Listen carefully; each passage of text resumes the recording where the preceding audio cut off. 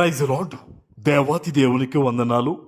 ప్రభు నామమున మీ అందరికీ నా ప్రత్యేకమైన వందనాలు, శుభాలు తెలియజేస్తున్నాను. ఈ దినము కొరకు ఏర్పాటు చేయబడిన దేవుని వాగ్దానము నెహమ్యా గ్రంథము 6వ అధ్యాయము 15వ వచనము. ఈ ప్రకారముగా ఏలూలు మాసము 25వ దినమందు అనగా 52 దినములకు ప్రాకారము కట్టుట సమాప్తమాయెను. దేవుని నామానికి మహిమ కలుగునుగాక. ఈ ఉదయకాల సమయంలో సర్వ సృష్టికర్త అయిన నీ తండ్రి నిన్ను ఆశీర్వదించి గొప్ప వాగ్దానాన్ని నీకు అందిస్తూ ఉన్నారు. హల్లెలూయా. ఆనాడు నెహమ్యా దేవుని మహాకనికరము చేత పడిపోయి కాల్చబడిన యెరూషలేము యొక్క ప్రాకారాల్ని 52 దినాల్లో దేవుని మహాకృపను బట్టి కట్టేయగలిగాడు. హల్లెలూయా. ఇది దేవుని యొక్క అద్భుతమైన కార్యం. ఇది మనుషుల చేత జరిగింది కాదు.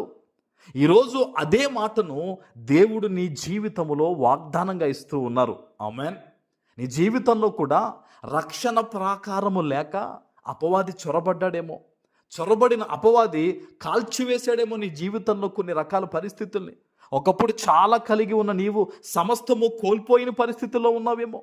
ఒకప్పుడు ఎంతో ఆనందముతో ఉన్న నువ్వు రక్షణ ప్రాకారము నీ చుట్టూ లేకపోవడం వల్ల ఈరోజు దుఃఖ దినాల్లో గడుపుతున్నావేమో. ఎలాంటి పరిస్థితుల మధ్య నీవు ఉన్నావో ఈరోజు దేవుడు నీతో మాట్లాడుతున్నాడు. ఆనాడు పడిపోయి కాల్చబడిన ప్రాకారాలు తిరిగి కట్టడానికి దేవుడు సహాయం చేసినట్టుగా ఈరోజు నీ జీవితంలో కూడా ఆ రక్షణ అనే ప్రాకారాన్ని దేవుడు తిరిగి నిర్మించబోతూ ఉన్నాడు. హల్లెలూయా. చాలామంది అనుకుంటారు, ఎప్పుడు బాగుపడతా నేను, నా జీవితం ఎప్పుడు బాగుపడుతుంది, నా పరిస్థితులు ఎప్పుడు బాగుపడతాయి అనుకుంటారు. కానీ దేవుడు ఎందుకు ఈ 52 దినాలని చెప్తున్నాడు తెలుసా? అతి త్వరలోనే నీ చుట్టూ కూడా దేవుడు రక్షణ కంచె వేయబోతూ ఉన్నాడు. ఆమేన్. మరి దానికి పునాది ఏంటి? ఇది ఎలా ఏర్పాటువుతుంది? విశ్వాసంతో కలిగిన ప్రార్థన. నువ్వు ఎక్కడి నుంచి ఈరోజు ఈ వాగ్దానం వింటున్నావో, ఎలాంటి పరిస్థితుల మధ్య ఈ వాగ్దానం వింటున్నావో నాకు తెలియదు. కానీ విశ్వాసంతో నువ్వు ప్రార్థన చేస్తే, అయ్యా ఆనాడు అసలు అసంభవం అనుకున్న ప్రాకారాలు 52 దినాల్లో కట్టడానికి నువ్వు సహాయం చేసావు నాయన. ఈరోజు నా చుట్టూ, నా సమస్తము చుట్టూ రక్షణ కంచె వేయండి అయ్యా, నీ రక్తపు కంచె వేయండి అయ్యా.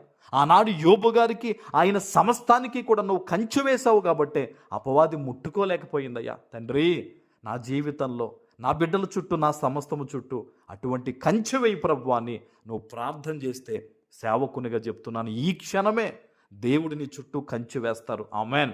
ఆనాడు నెహమ్యా ఆ ప్రాకారాన్ని కడుతూ ఉన్నప్పుడు శోధనలు ఎదురయ్యాయి, అవమానాలు ఎదురయ్యాయి. నక్క దూకితే పడిపోద్దన్నారు ఆ గోడని. కానీ దేవుడు ఎంత బలంగా నిర్మించాడండి. ఈరోజు నీ జీవితంలో కూడా అవమానాలు వచ్చాయని దేవునికి తెలుసు, నిందలు అనుభవిస్తున్నావని దేవునికి తెలుసు, శ్రమల గుండా వెళ్తున్నావని దేవునికి తెలుసు. దేవుడు చెప్తున్నాడు, బలమైన ప్రాకారంగా దేవుడు నిన్ను కట్టబోతూ ఉన్నారు. ఆమేన్.